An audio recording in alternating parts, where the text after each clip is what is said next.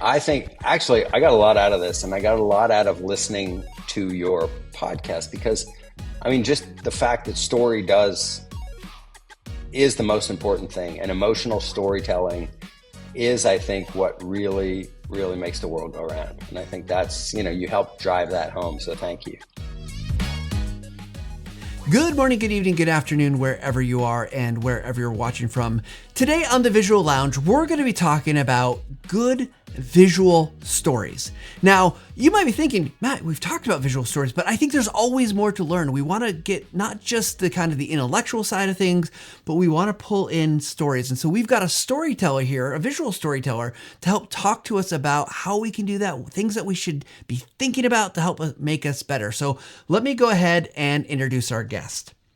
If you've ever wondered how a single person can go from swimming with sharks in the Galapagos to directing a musical comedy in a small Texas town, all while making both look like $1,000,000, you're going to love today's guest. Stewart Cohen is a filmmaker and photographer who has spent his career capturing life's most authentic moments for brands like Coca-Cola and AT&T. But isn't just a guy with a camera. He's a specialist in finding the best light in any situation, no matter how chaotic. Today, we're diving into how he navigates different genres, tells human stories that actually resonate, and why he's known as a safe bet who isn't afraid to take big risks. Well, with that said, please welcome Stewart Cohen to the Visual Lounge. Hey, Stewart. How are you? That was a nice intro. I appreciate that. You are welcome. I've got to ask, okay, Galapagos to small, was that, I'm guessing there's some space between that, or did you get out of the water, head to Texas and direct the Yeah, musical? no, I mean, pretty much my career has been on planes and going places. So one of the reasons I got into it is I like to travel and I wanted to travel and meet people. And that's kind of, I followed the dream and it's worked. That's awesome. So help us understand a little bit. So you've done a lot of things and you've worked with brands and kind of from a marketing perspective. You wanted to travel, but what has drawn you personally to this idea of visual storytelling? I think it found me, Matt, as opposed to me finding it. I think what's really interesting about what I do is we interact with people from all cultures, all walks of life, whether they be real people off the street, people working in a factory, celebrities, models, doesn't matter. As long as there's a human on the other side of the camera, I love working with them. And through that, I realized I learned early on that I know how to ask questions and I know how to talk to them, and everyone has a story. No matter who they are, no matter what they do, everyone has a story, and everyone has an interesting story if you know how to ask the questions. And I think that's been something that I've really gravitated toward, and I think it comes out in the way people are able to relax on the other side of the camera because we're really engaged with them, regardless of what we're doing, whether it's a Gatorade commercial of people, on a track running, or an American Airlines spot where they're sitting in a business class seat flying to Europe. It doesn't matter. As long as there's a person there, I'm the guy. I love that. So help us in your body of work. Are you typically tell us a little bit about the work. I mean, I imagine there's some kind of documentary style work if you're really loving the people behind the camera, commercials. What are some of the things that we might have seen maybe, or you have worked on? Well, as much as I'd love to say it's documentary and really good for humanity, I do work in the marketing space. And I've chosen that for a variety of reasons. One, of course, one's able to make a living. And also, our projects are shorter than if you were working, say, on a feature film or a documentary. And early on, I made that decision that if I wanted to also have a life, like a wife, family, it would be easier in the marketing space in that, our projects are maybe 2 weeks as opposed to if you're doing a feature, and you might be in Namibia for 2 years. So it's, so they're predominantly in the marketing space, shorter projects. A lot of them do tell stories, although we have to learn how to tell stories in 30 seconds or 60 seconds, maybe 2 minutes if I'm lucky. That's kind of the sweet spot for what we do. Yeah. Well, I love that because I do think one of the things, as someone who's been learning video for 20 years now, that one of the challenges is often working in the constraints. Constraints are great. They create creativity, they create opportunity. But I think a lot of people who are probably listeners of the show struggle because it's hard to condense down an idea or a story to something that's compelling in 30 seconds, whether that's a marketing spot for, like you said, Gatorade or an airline, or a piece of information that I want you to learn and retain. What advice would you give to folks about using those constraints in their video creation, filmmaking, whatever it might be doing? I gotta say, as you put it that way, and when I think about it, it's, I've been trained to do it, of course, because that's what we have to deal with. And, we always overshoot, there's no question. Um, but when you learn to tell that story, I think working with good editors has really been an education for me because, here we'll hand off hard drives to a great editor with a lot of hours of footage, and they could distill it down to that story in 30 seconds. Granted, we have storyboards and stuff and we thought about it, but you really need to think about every cut and every take and how that moves the story forward. And I think it's a good training for anybody because, the last thing anyone wants to watch is a documentary or even a feature that just drags. And maybe I'm a little bit more like that. Like when I'm watching a movie, and somebody takes 45 seconds to get from the car to the front door, even though it might work in the context of the movie, I'm like, dude, you could have gotten there faster. So I'm starting to think it's like, okay, let's tell the story. Cut to it, cut to it. Yeah. Well, yeah, absolutely. Right. And I think, look, I'm on a podcast that goes for 30 minutes and I will often yeah, there's probably things that even right now people are get to the next question, Matt. So when you're going through, so you're on the front end, right? Obviously great editors are awesome and they do all that work. But before that, you've got your storyboards, your script. But when you get to that site, you're looking at, you've got your camera, you've got to make things work. What's the mental checklist you're going through for just even getting just good kind of visuals that will work? I mean, I know there's lots of different criteria based on the needs and the settings and all that stuff, but do Sure. you have a mental checklist you go through? Oh, totally. Absolutely. Of course. So we have a script, and recently it used to be the scripts were really tight and it's like you walk in and this is the way the shot wants to be. These days, it's a little looser in that, I will go into the location when we find a location, take a script, we look for locations.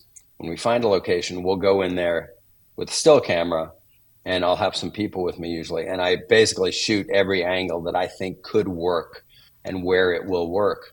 And then I go back and I'll take that and I'll create a shooting board from that, which moves the story forward. So, like we just did something last week, which we way overshot, and my editor said, "Okay, this is great, longer.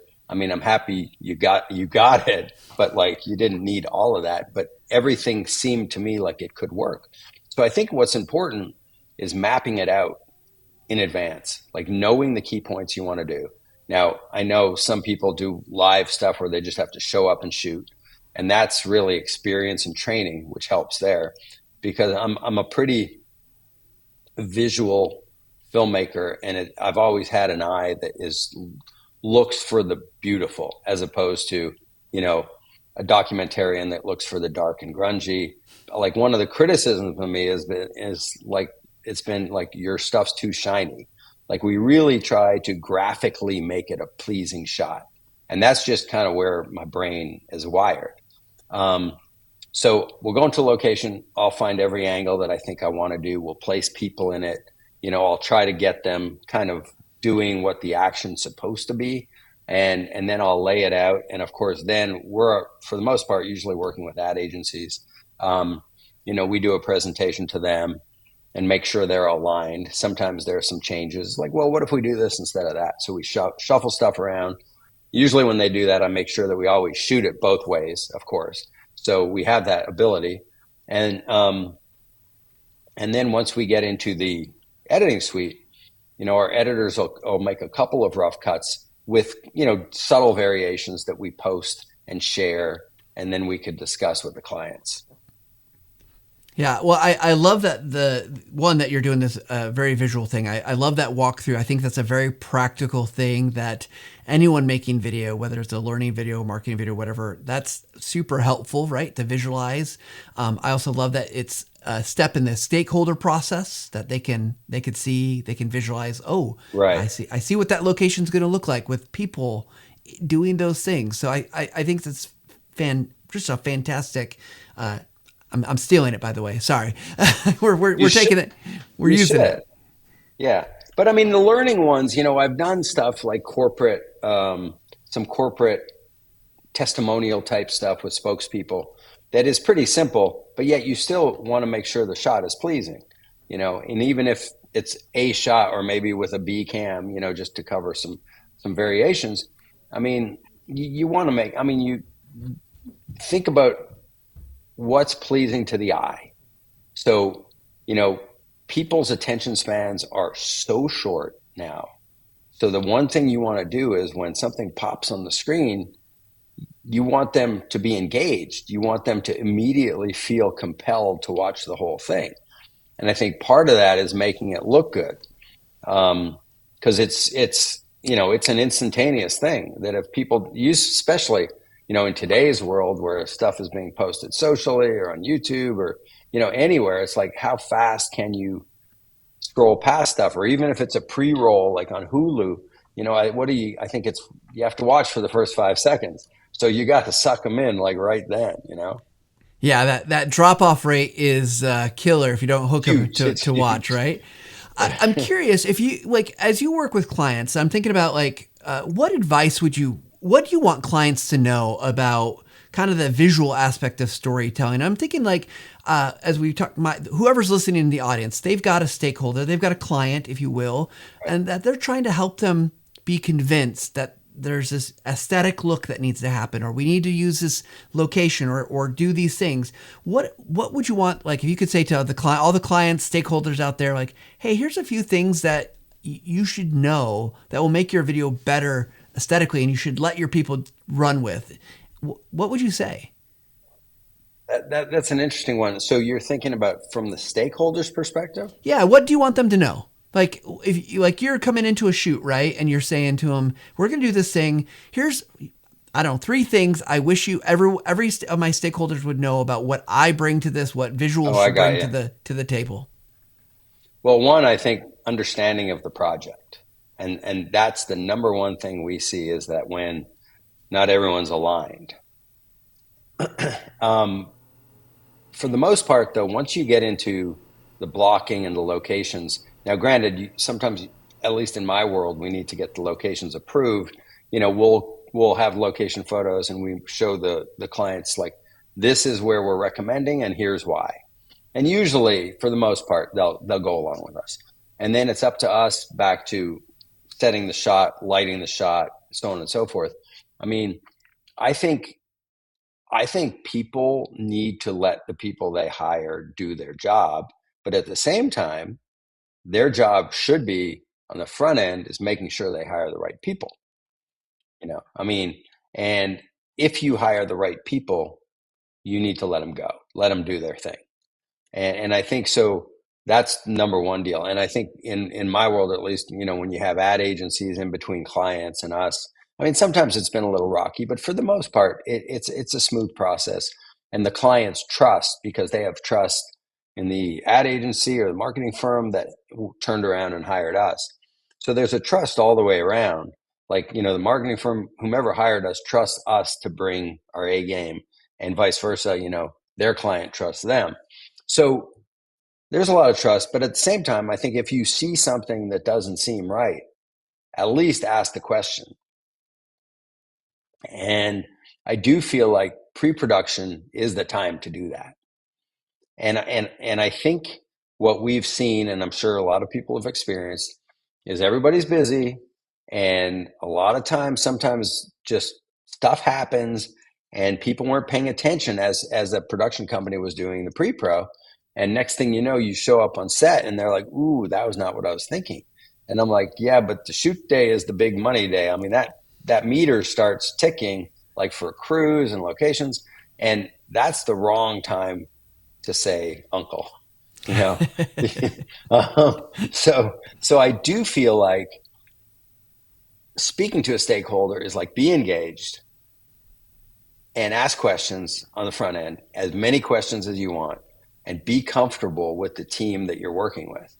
And it's okay if you end up having an extra hour conversation that runs into the evening, because you need to be comfortable and you need to and you want to know that they understand what you're up against. You know, you probably have superiors that you have to answer to. You have a story you have to tell, or you have a marketing budget you need to stay within. So it's like it's your baby. But I have seen a lot of people that are so, you know, people are so stretched these days that sometimes they just put their trust in you, which is great. And we are, as you said in my intro, we are known for delivering it. Like we'll deliver. So, but I think people run into challenges sometimes in that people don't deliver, and they get an edit and they're like, ooh, that's not what I want. Well, I think that's awesome advice, because I do think it is sometimes it's hard to realize if you've not been on the back end of shooting and then you're in the editing bay and someone's like, no, no, no, no, that's not what we want. It's like, we can't go back. And if we do, you're not going to be satisfied with the results or the cost, right? So I Right. think really good advice. But on that note, Matt, I'm slowly getting to the point of optimism that if there's a shot that needs adjustment and needs a little bit of tweaking, I really think that incorporating some AI into some of our practices is going to save a lot of projects. I really, or at least mold them the way you want them to go. I do feel like that's going to be a plus. Yeah, for sure. The world of AI is not set yet, and so there's who knows what we're going to see. It's going to be crazy. So as a storyteller, help us understand, because again, you're doing like these short 30 seconds to 2 minutes. Are there structures that are like your go-to structures, or maybe it's not even full structures, but are there kind of things that you pull from your bag of tricks that are on the regular that just help you to be a better visual storyteller? And of course, there's always technique, right? And I think you want a good shot angle, you want to be in focus, you want good lighting, you want the right Right. settings, all that. But from that storytelling perspective, are there things that you could share with us that help just make that, give it a little something that you have and bring to the table? Sure. I mean, granted, I think one of the things I do sometimes is I overshoot the story because I think about it in a narrative fashion. So I think about it like we're making a movie, and you think about all the angles, all the cutaways, all the reverse shots, all that stuff. And I really, granted, time permitting, trying to capture every angle, because one never knows what little shot might be the bridge to get to the crux of the story. And sometimes it's just a little nothing shot, but yet if you don't have it, it's really hard to get to the crux of the story. So I mean, I really do think about everything we're trying to shoot and every story we're trying to tell, and think about how would the viewer naturally gravitate to this story. Like, I don't feel like, I was somewhere just yesterday and someone said, well, they'll get it. They'll get it. I'm like, ooh, I don't know if they're going to get it. Like, we're into short stories here. And I think sometimes you need to spoon feed it a little bit. And sometimes spoon feeding is the best way. And people probably 9 times out of 10 are half distracted when they watch it anyway. So show them what it is. Yeah, it's a directness, right? Don't assume the audience understands. No, exactly. And even though you may, like there was one of your podcasts that I was listening to. It's like, whoa, that just took a left turn, and it was like I had to go back and re-listen to it because I didn't understand. So and I think in the marketing space, I don't think you get the do-overs a lot. If it doesn't land the first time, sometimes you don't get a second chance. Yeah, you're probably, as a marketing team, you're going to say that didn't work. Let's move on to the thing that will work, right? Exactly. Yeah. Right. Yeah. So you had brought up AI earlier, and I am curious, kind of as your perspective as a visual storyteller at this point, doing lots of stuff. Obviously, you mentioned that, hey, maybe AI could help save some shots. What does the world of AI look like in your world, and how is it getting applied? Maybe regularly, or maybe what you're starting to just explore. Well, it is being applied. We've had projects kind of yanked from us even during pre-production because somebody decided they were going to knock it out in AI.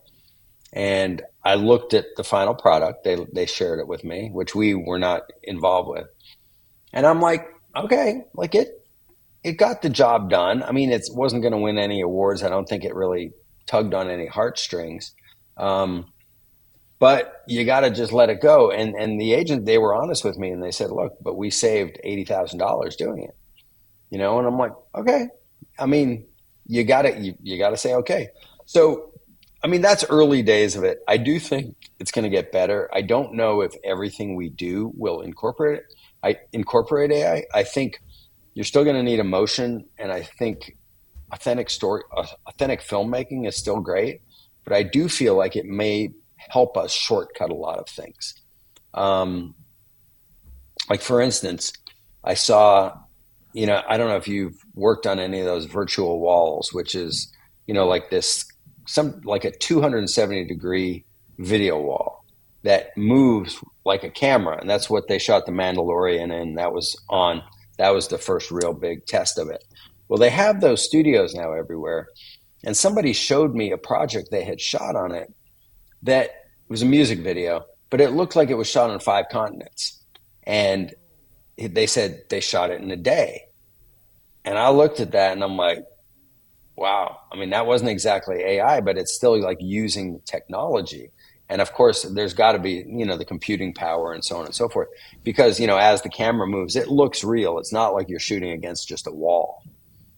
It moves in real time, and there's this wall goes up overhead as well, so there are authentic reflections and highlights and stuff like that. I do think that's going to change a lot of filmmaking, and it already is. I mean, I think you're seeing it in a lot of car ads. At first, when that came out, I was saying, but I didn't get into this to go shoot in the studio. I got into it to go to Tromsø, Norway with you, and but I can see the benefits of it, and going back to marketers' dollars, budgets are sometimes being cut. It's like, okay, we can deliver a lot more to a client for a lot less these days than one could have 5, 10, 15, for sure 20 years ago. So I think our ability to tell stories is becoming better and more cost efficient as the techniques change. Yeah, I think it's a very pragmatic approach, because we definitely know that there are people who will probably be like, I don't want anything to do with Stewart because he's using AI. And then there's people who are like, yeah, well, of course, you got to stay relevant. You got to stay with the times. So I guess as we get close to kind of wrapping up here and we'll go into our speed round, think about the audience for the show is folks who are probably not working on rigs like you're working on. They're not getting out to locations necessarily to do these large shoots.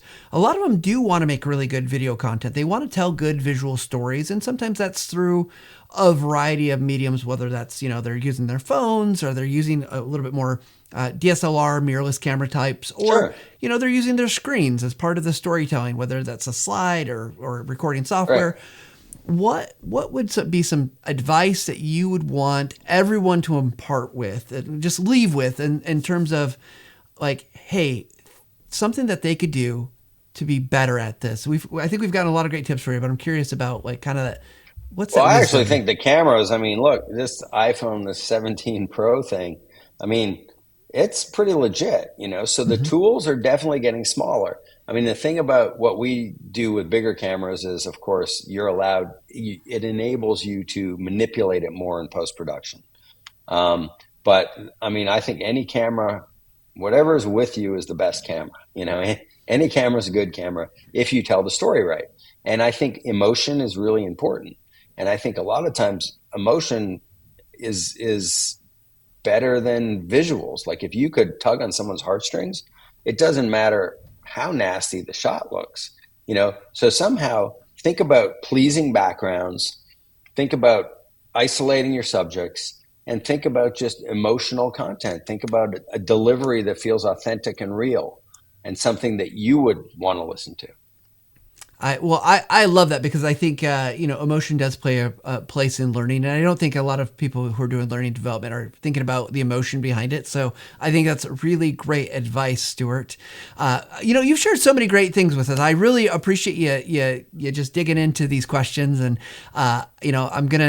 we'll have to connect. I want to see more of your work, and I would love to do that. But we're gonna have a little fun right now. We're gonna move into our speed round. These are quick, fast questions with quick, fast answers. As I mentioned before, I don't have my whole setup going here, but I've got a die, and I'm gonna roll. Okay. And I've got a couple of different questions, and good luck to you in answering them. They're pretty easy. So we're gonna start with number 8. This is a good one for a guy like yourself doing all this great creative work. Where's your regular place to turn for inspiration? Ooh, that movies, Pinterest, Instagram. Okay. I love that. It's very, very concise. Movies, Pinterest, and Instagram. Is there anything that you've seen recently that has just really inspired you from, let's say, from a film perspective? Was it One Battle After Another? It was really good. It's up for an Oscar this weekend.